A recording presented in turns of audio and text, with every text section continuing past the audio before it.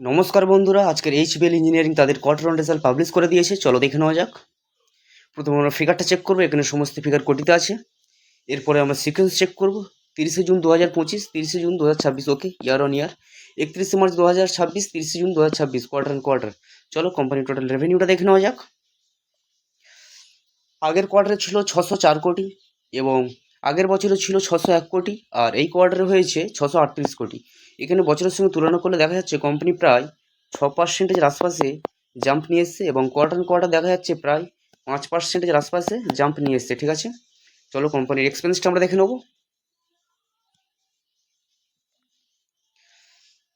আগের কোয়ার্টারে ছিল 546 কোটি এবং আগের বছরে ছিল 427 কোটি, আর এই কোয়ার্টারে হয়েছে 509 কোটি। খরচা আমার মনে হয় ঠিকঠাকই আছে। চলো কোম্পানি নেট প্রফিটটা দেখে নিই। আগের কোয়ার্টারে ছিল 55 কোটি, আগের বছরে ছিল 141 কোটি এবং এই কোয়ার্টারে হয়েছে 110 কোটি। এখানে বছরের সঙ্গে তুলনা করলে দেখা যাচ্ছে কোম্পানি প্রায় 21-22%-এর মতন ডাউন নিয়ে এসছে প্রফিটের ক্ষেত্রে, কিন্তু কোয়ার্টার অ্যান্ড কোয়ার্টার কোম্পানির প্রফিট প্রায় বলা চলে ডবল করে ফেলেছে। চলো কোম্পানির ইপিএসটা আমরা দেখে নেবো।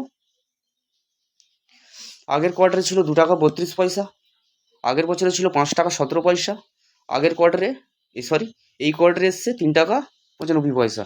ঠিক আছে, আমরা কোম্পানির রেজাল্ট মোটামুটি দেখে নিলাম। তো আমার মনে হয় কোম্পানি অতটাও ভালো রেজাল্ট আনতে পারেনি। তবে দেখা যাক মার্কেটের শেয়ারটির প্রতি কেমন রিয়াকশন দেখায়। যদি ভিডিওটি ভালো লাগে তাহলে অবশ্যই লাইক করবেন এবং আরও আপডেট পেতে আমাদের সঙ্গে থাকুন। ধন্যবাদ।